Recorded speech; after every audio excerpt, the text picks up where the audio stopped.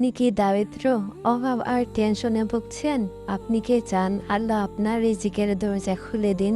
তাহলে এই একটি সূরা আজ থেকেই নিয়ম করে পড়া শুরু করুন। সূরা ওয়াকিয়া। সূরা ওয়াকিয়া পবিত্র কোরআনের ৫৬ নম্বর সূরা। এই সূরাটি মক্কায় নাজিল হয়েছে। এতে কিয়ামতের ভয়াবহ দৃশ্য, জান্নাতীদের পুরস্কার এবং জাহান্নামীদের পরিণতি অত্যন্ত স্পষ্টভাবে বর্ণনা করা হয়েছে। রাসূল সাল্লাল্লাহু আলাইহি সাল্লাম ইরশাদ করেছেন, যে ব্যক্তি প্রতি রাতে সূরা ওয়াকিয়া পাঠ করবে সে কখনো অভাবে পড়বে না। অনেক সাহাবায়ে কেরাম এই সূরাকে সূরাতুল গিনা অর্থাৎ সম্পদের সূরা বলতেন। সূরা ওয়াকিয়া আমাদের অন্তরকে দুনিয়ার মোহ থেকে মুক্ত করেন, আখিরাতের জন্য প্রস্তুত হতে শেখায়। এটি আল্লাহর উপর তাওয়াক্কুল বাড়ায় এবং রিজিক দিয়ে দুশ্চিন্তা কমিয়ে দেয়।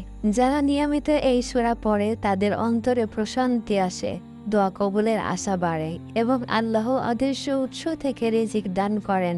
সূরাটি পড়ার সর্বোত্তম সময় হলো মাগরিবের নামাজের পর। প্রতিদিন একবার হলেও নিয়মিত করে পড়ার চেষ্টা করুন। নিয়মিত হলো বরকতের চাবিকাঠি। হে আল্লাহ, আমাদেরকে সূরা ওয়াকিয়ার বরকত দান করুন। হালাল রিজিক বৃদ্ধি করে দিন, আমাদের অভাব ও দুশ্চিন্তা দূর করে দিন। আমিন।